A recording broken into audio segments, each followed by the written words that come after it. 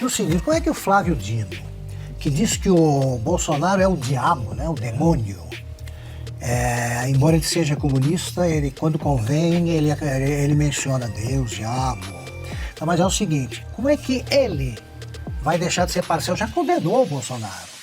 Já condenou, com declarações. Os juízes do Brasil, da Suprema Corte, eles se manifestam sobre o processo publicamente. O Bolsonaro já está condenado por eles. E agora o advogado do Lula, que mentiu o tempo todo, enquanto correram os processos da Lava Jato, em defesa do seu cliente, vai agora fazer justiça? Quer dizer, é muito cinismo. Esse Flávio Dino, ele é um cínico vocacional. Fala pessoal, sejam bem-vindos.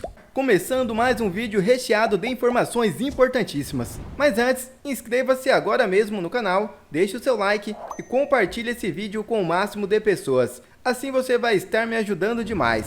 Giro na tela e notícias a seguir.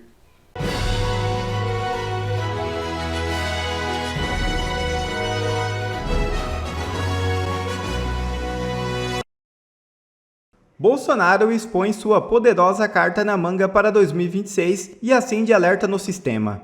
Durante a manifestação em Copacabana, o ex-presidente Jair Bolsonaro declarou que excluir sua candidatura das eleições de 2026 significa um atentado contra a democracia brasileira. Além disso, trouxe à tona um fato extremamente importante sobre o ano que vem. O ex-presidente também mencionou sua esperança em relação à disputa de 2026, citando a futura presidência do TSE. Ele destacou que o ministro Cássio Nunes Marques, atual vice-presidente do tribunal e integrante do Supremo Tribunal Federal, assumirá a chefia da Corte Eleitoral em agosto de 2025, com o fim do mandato da ministra Carmen Lúcia. Com isso, Nunes Marques estará à frente da organização do pleito presidencial de 2026, tendo como vice o ministro André Mendonça, também integrantes do STF.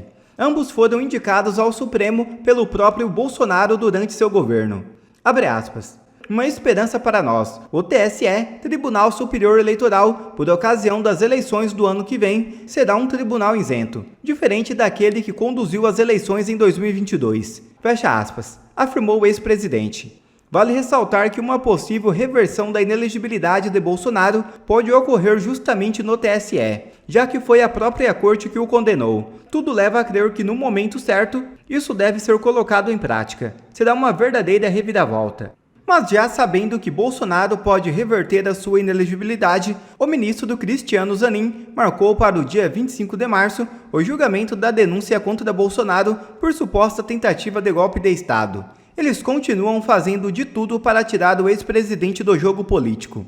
Os ministros da primeira turma do Supremo Tribunal Federal já analisaram as provas contra o ex-presidente Jair Bolsonaro e outros 7 investigados sobre a alegada tentativa em 2022 de um golpe de Estado.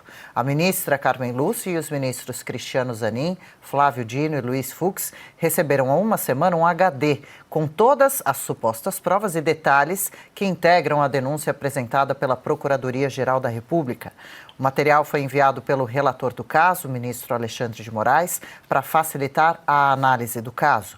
O julgamento começa em 25 de março e deve se estender por pelo menos 3 sessões. Claro, nós aqui da Oeste vamos acompanhar. Silvio Navarro, entre essas provas do suposto golpe, será que estão batom, bíblia, algodão doce? Provavelmente. Aliás, tudo isso, ou só isso, o que a gente conseguiu encontrar nas quase 900 páginas produzidas pela Polícia Federal em 2 anos. Olha, Adriana, eu queria, inclusive, pedir, se a nossa produção tiver condições aqui durante o comentário, de exibir a capa da edição desta semana da Revista Oeste, assinada por José Roberto Guzzo, talvez uma das mais importantes capas produzidas nesses 5 anos de Revista Oeste, intitulada Pelo Resto da Vida. E ele utiliza, logo na abertura, algo que resume muito do nosso trabalho aqui nesse período todo. Abre aspas para o texto. Vamos direto ao que este artigo tem realmente para dizer. A Revista Oeste não vai se conformar nunca em conviver com o absurdo. Há mais de 2 anos, o consórcio Lula-STF, a mídia e os milionários com pegada social querem que você acredite numa história de sanatório geral. É disso que se trata. todo esse golpe hollywoodiano que não aconteceu, friso, tudo isso faz parte de um roteiro fabricado ao longo de 2 anos que não conseguiu chegar a lugar algum. Aliás, é totalmente coalhado por suposições, hipóteses, por palavras na condicional, por adversativas. Durante todas as páginas é possível encontrar isso. Um relatório da Polícia Federal deveria ter materialidade comprovada, acima de tudo, coisa que não tem. O Procurador-Geral da República, o parquê, o responsável, então, pelo processo acusatório, que, como eu disse no comentário anterior, estava jogando na linha de escanteio até então, despachou isso com uma celeridade enorme para o Supremo Tribunal Federal e lá cai em turma e não em plenário. Puxa vida, um processo todo, agora eles vão simplesmente aceitar a denúncia. Ou seja, o presidente Jair Bolsonaro e demais 33 pessoas se tornarão réus, vão passar a responder por um processo que pode, lá na frente, se as acusações todas forem aceitas pelos ministros, terminar numa eventual prisão. A pergunta que fica é, um caso que pode ter uma repercussão nacional como já tem, que pode levar pessoas da estatura de um presidente da República para a prisão, não deveria ser analisado por 11 ministros da Corte? Será que o Brasil, será que as páginas de história não têm o direito de saber o que pensam cada um dos 11 ministros do Supremo Tribunal Federal? Não. Não. Por conta de um regimento interno, mais uma vez uma norma interna, essa ação penal vai ser julgada por uma turma, é a primeira, é a do ministro Alexandre de Moraes. E aí a gente pode também perguntar, mas o ministro Alexandre de Moraes preside todos os inquéritos, ele é relator e ele é vítima nesse caso porque ele disse que nessas páginas constam ali algumas linhas em conversas amalucadas, se é que existiram, que havia um plano para matá-lo. Matá-lo talvez em praça pública, em pleno Ocidente ele poderia ser enforcado, por exemplo. Parece inverossímil, mas é o que está lá. Então ele é vítima. Se ele é vítima, ele não poderia julgar, ele tem que se declarar impedido. Aí vai lá e o presidente desta turma se chama Cristiano Zanin, mas Cristiano Zanin não era advogado eleitoral do Lula na campanha? Tanto que, quando da ação do Tribunal Superior Eleitoral que envolvia a história da reclamação do presidente Jair Bolsonaro sobre a corrida eleitoral para embaixadores, ele se declara impedido de votar. O que mudou? Se agora, segundo esse catatal de papel, o que consta é que se tratava de não aceitar o resultado da eleição, mas não é a mesma eleição? Então por que agora ele pode votar no STF? Aliás, ele pode pautar, já datou, dia 25 de março, mas ele não podia lá atrás. E finalizo, só para ficar em 3 casos, porque são 5 ministros de turma, e aí, tirando esses 3, a gente já poderia até imaginar. Flávio Dino. Flávio Dino era o ministro da Justiça e, segundo ele declarou ao Fantástico, depois do 8 de janeiro ele assistiu tudo de camarote, todo aquele tumulto, aquela baderna. A Força Nacional cercou o Palácio da Justiça, que é contíguo ao Palácio do Planalto, e ele ficou lá, né, encastelado. Ele estava muito bem protegido. Há um problema com o plano escudo, com a mobilização de tropas de parte a parte. Ninguém sabe quem esqueceu a porta do Palácio do Planalto aberta. Vejam vocês. Há imagens que sumiram. Talvez se o ministro Flávio Dino tivesse preservado essas imagens, as investigações teriam chegado a outro lugar. Ele não deveria se declarar impedido? E é justamente sobre o ministro Dino, nosso próximo destaque. Quer fazer uma observação primeiro? Vamos lá? Depois. Ainda sobre esse julgamento justamente previsto para começar no próximo dia 25 de março, o ministro Flávio Dino, do Supremo Tribunal Federal, sinalizou hoje, durante um evento em São Paulo, que a corte não deve acelerar o julgamento do ex-presidente Jair Bolsonaro. Ninguém ali, ninguém vai arriscar a sua biografia, a sua ética profissional, julgando casuisticamente pessoas. O que haverá é o julgamento de fatos e provas, nos autos. Afirmo a vocês. Porque o Supremo tem uma tradição que, independentemente de você gostar de uma ou outra decisão, que é legítimo, mas o Supremo tem um código de conduta. E ninguém vai violar esse código de conduta por conta de calendário eleitoral ou interesses políticos. Hoje, o presidente do STF, ministro Luiz Roberto Barroso, convocou uma sessão virtual para decidir se os ministros Alexandre de Moraes, Cristiano Zanin e Flávio Dino devem ou não ser excluídos do julgamento da denúncia contra o ex-presidente Jair Bolsonaro e outros 7 aliados pela suposta tentativa de golpe de Estado. A defesa do ex-presidente Jair Bolsonaro solicitou o afastamento dos ministros Dino, Zanin, do julgamento, alegando que ambos apresentaram notícias-crime contra ele antes de assumirem cadeiras no STF, Augusto. Mas é o espetáculo do cinismo, né? Do cinismo. Como é que o Flávio Dino, que diz que o Bolsonaro é o diabo, né? O demônio, embora ele seja comunista, ele, quando convém, ele menciona Deus, diabo. Então, mas é o seguinte, como é que ele vai deixar de ser parcial? Já condenou o Bolsonaro. Já condenou, com declarações. Os juízes do Brasil, da Suprema Corte, eles se manifestam sobre o processo publicamente. O Bolsonaro já está condenado por eles. O presidente do Supremo, por exemplo, quando diz nós derrotamos o bolsonarismo, ele vai agora permitir, com base em deliberações de juízes imparciais, que o Bolsonaro seja inocentado. Como é que pode, como é que o advogado do Lula vai inocentar alguém que ameaça diretamente a permanência na presidência de quem o nomeou?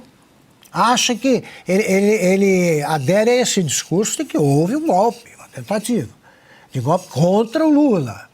E agora o advogado do Lula, que mentiu o tempo todo, enquanto correram os processos da Lava Jato, em defesa do seu cliente, vai agora fazer justiça?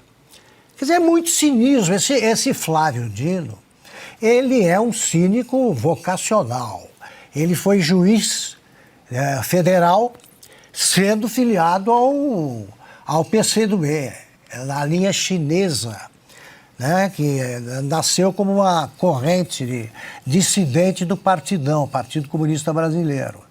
E ele ainda seguia o livrinho do Mao Tse-tung, ainda, né, já era adulto. Depois ele foi governador, sempre no PCdoB. Mudou de partido agora porque o oportunista convinha ficar ao lado do Alckmin. Olha só como ele se parece. E agora vem dizer que o julgamento será feito por juízes imparciais. O Alexandre de Moraes é um deles. Então pare de ser cínico, pelo menos. A manifestação desse domingo teve um impacto muito maior do que a imprensa brasileira deixa transparecer. Ao longo dos últimos anos, o que o STF, a Suprema Corte, vinha fazendo no Brasil era feito nas sombras. O resto do mundo não fazia a menor ideia que o Brasil estava saindo de democracia para uma ditadura do judiciário. Ao longo do tempo, a opinião pública no Brasil foi se tornando cada vez mais uníssona. A ditadura do Brasil existe e ela está nas mãos de alguns ministros da nossa Suprema Corte. Nós já tivemos pesquisas mostrando que 47% da população acredita que nós vivemos em uma ditadura do judiciário e outra pesquisa mostrando que apenas 12% da população confia na Suprema Corte brasileira. Mas essa percepção ela não tinha ainda extrapolado os limites da fronteira brasileira. Depois de algumas delegações de deputados federais e o excelente trabalho do Eduardo Bolsonaro, o mundo começou a perceber o que estava acontecendo aqui. Aí, recentemente, sai um estudo na revista The Economist, uma das maiores revistas do Reino Unido, mostrando que o nível de democracia do Brasil caiu por causa das ações do Alexandre de Moraes. Depois, o Transparência Internacional, mostrando que o nível de corrupção no Brasil subiu por causa do Dias Toffoli. E a Suprema Corte brasileira deixou de ser vista no mundo afora como uma instituição que defende a democracia para uma instituição que representa um risco para a democracia brasileira. Dito isso, ontem nós tivemos aquela manifestação, maravilhosa manifestação em Copacabana, com centenas de milhares de pessoas, embora a imprensa tenha dificuldade de admitir isso. Eles nunca falam que foi muita gente nas manifestações da direita. Só que a imprensa internacional, pela primeira vez, a grande maioria da imprensa internacional optou por noticiar. como se pela primeira vez eles começassem a torcer pelo que Bolsonaro está fazendo e não sente mais aquela vontade de preservar a Suprema Corte brasileira. Então vamos lá. Vou passar para vocês alguns exemplos. Associated Press. Apoiadores do Bolsonaro do Brasil protestam na praia de Copacabana para defendê-lo de acusações de golpe. Vamos para a próxima. Al Jazeera, gente. Outro lado do mundo. Apoiadores do Bolsonaro vão para as ruas do Brasil e demandam, né, exigem anistia para as pessoas que estavam no 8 de janeiro. Alemanha, Deutsche Welle. O Brasil, Bolsonaro e apoiadores vão às ruas, né, se manifestam contra as acusações de golpe. Reuters, milhares se juntam no Rio de Janeiro para demonstrar apoio ao Bolsonaro. France 24, isso aqui é da França. Milhares vão para as ruas para o ex-presidente Bolsonaro, enquanto ele enfrenta acusações de golpe. No Japão, agora, Japan Times, Japão. Milhares mostram apoio ao acusado de golpe Bolsonaro numa manifestação no Rio. E The Sun Chronicle, que também é muito famoso nos Estados Unidos. Apoiadores do presidente do Brasil, apoiadores do Bolsonaro do Brasil, protestam na praia de Copacabana para defendê-lo depois de acusações de golpe. E todas falam nas suas matérias, embaixo, que o objetivo real, se você quiser tirar print para ler, que o objetivo real era anistia, né? Que o que as pessoas querem, a manifestação declarou o seu propósito para exigir anistia para centenas de condenados pelo 8 de janeiro de 2023 em Brasília. E todos falam isso no corpo das suas matérias, que o objetivo aqui é desfazer essa injustiça. Por que isso é importante? Nós estamos falando da imprensa internacional que sempre ignorou as manifestações da direita aqui no Brasil, como se elas nunca tivessem acontecido. Eles sempre fizeram um esforço gigantesco para fingir que não estava acontecendo e apoiando as ações do STF. Agora, numa virada de página impressionante, a imprensa internacional está reportando as manifestações que estão acontecendo no Brasil. Estão falando a verdade. As pessoas estão indo para apoiar Bolsonaro e pedir a anistia dessas pessoas que foram presas pela nossa Suprema Corte, que o mundo já vê como uma instituição que representa um risco para a nossa democracia, que graças a ela o nosso nível de democracia baixou e o nível de corrupção aumentou. Justamente o oposto do objetivo originário de uma instituição como a nossa Suprema Corte, que deveria resguardar a Constituição e lutar contra a corrupção. Então, assim, tem uma coisa muito interessante mudando. A percepção do mundo sobre o Brasil mudou. Ou seja, o que antes acontecia nas sombras, agora está começando a acontecer à luz do dia. E à luz do dia é muito mais difícil. As ações ilegais, inconstitucionais, perseguições, decisões absurdas e a censura que estava sendo praticada por alguns membros da tão valiosa instituição que é a nossa Suprema Corte. Algo está mudando, é só isso que eu percebo. E ontem a manifestação teve um impacto muito maior do que nós imaginávamos, não só na política nacional, quanto na percepção internacional de como está o Brasil. Quer ver mais conteúdos como esse? Então inscreva-se agora mesmo no canal e ative o sininho das notificações. Assim você não perde mais nenhum conteúdo que é postado aqui no canal. E também já deixe o seu like para o YouTube ajudar a divulgar o nosso trabalho. Fico por aqui e que Deus abençoe a todos. Brasil acima de tudo e Deus acima de todos.